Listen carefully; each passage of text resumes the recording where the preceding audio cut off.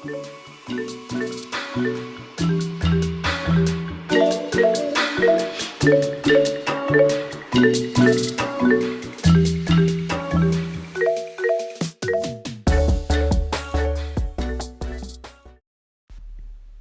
الخير. اليوم راح نسوي صاج إيطالي بطريقة كلش سهلة. عندي أول شغلة مكونات العجينة، عندي كوبين طحين وزيت، خاشوقة ونص كبيرة خمرة، وخل أبيض، 3/4 الكوب حليب سائل، وملح. أول شغلة راح نضيف الحليب. طبعا الحليب ضروري يكون عندنا دافي، وراح ننزل الخمرة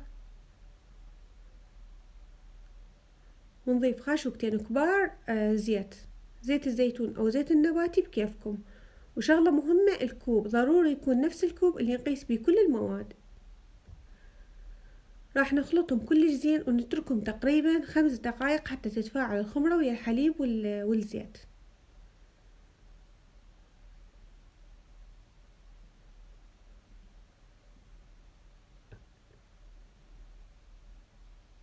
هسه راح نضيف الخل الأبيض، خاشوقة واحدة، وراح نخلي رشة ملح على الطحين، ونرجع نضيفهم على الحليب.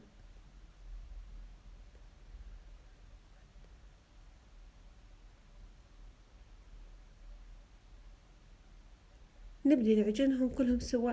طبعا العجينة راح تحتاج من عندنا وقت ساعة حتى تكون يعني تمام، واللي أقل من هذا الوقت أوكي مو مشكلة. أكيد نغلفها ونغطيها بقطعة قماش ونخليها حتى تختمر على راحتها.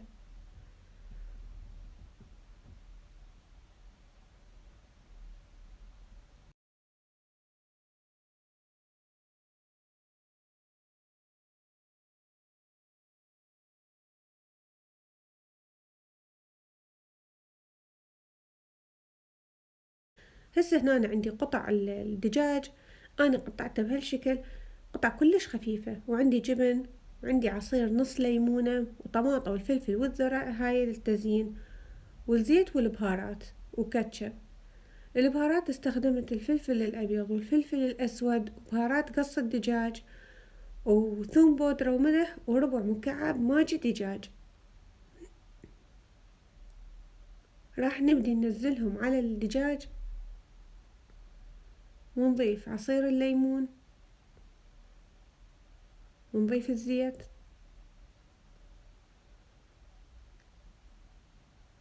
الزيت خاشوقة واحدة كلش كافي. راح نخلطهم كلش زين، وبعدين نحولهم على النار.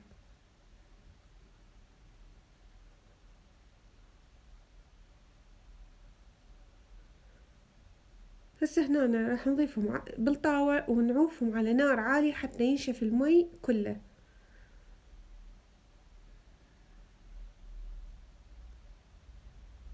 صار عندي جاهز مثل ما تشوفون. هسه نسوي الصاج. مكونات كلها كاملة، وقليت بوتيتهم حتى نخليها بداخل الصاجة. ناخذ العجينة ونرجع نلفها ونسويها كورة واحدة.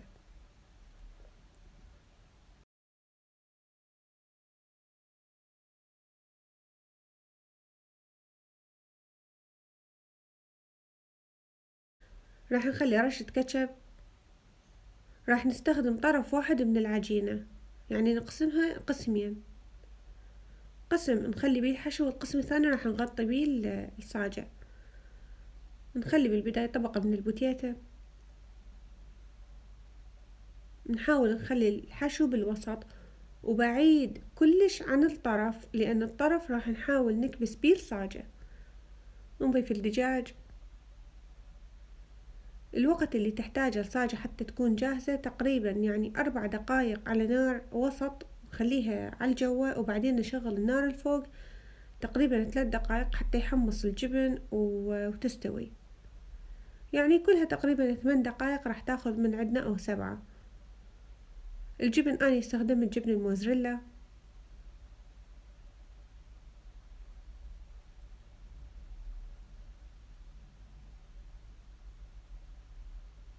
طبقة العجين خلوها تكون وسط.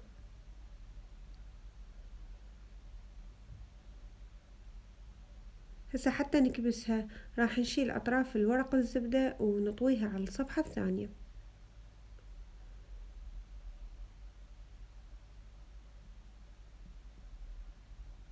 طبعا هذه أسهل طريقة حتى نسوي بيها صاج الدجاج، كلش سهلة وكلش ناجحة.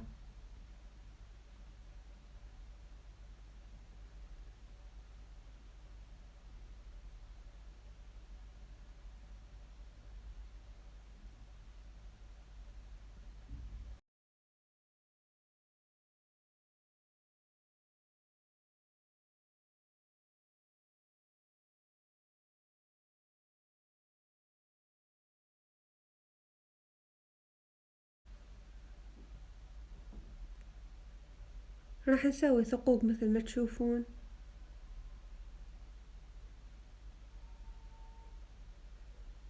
على طول الصاجة، وراح نخلي رشة جبن.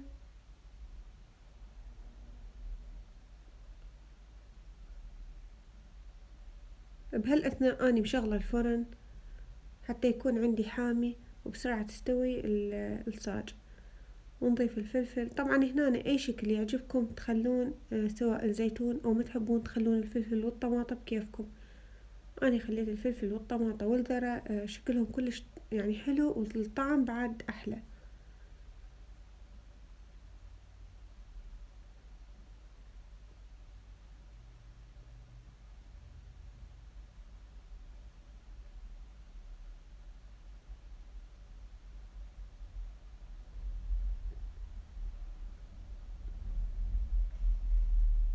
هذا الشكل النهائي إلا مثل ما تشوفون ما أخذ مني وقت هواية بالفرن مثل ما قلت لكم. إن شاء الله يعجبكم، جربوها، أكلة كلش طيبة وخفيفة بنفس الوقت وتنفع تكون وجبة عشاء. إن شاء الله تنال إعجابكم.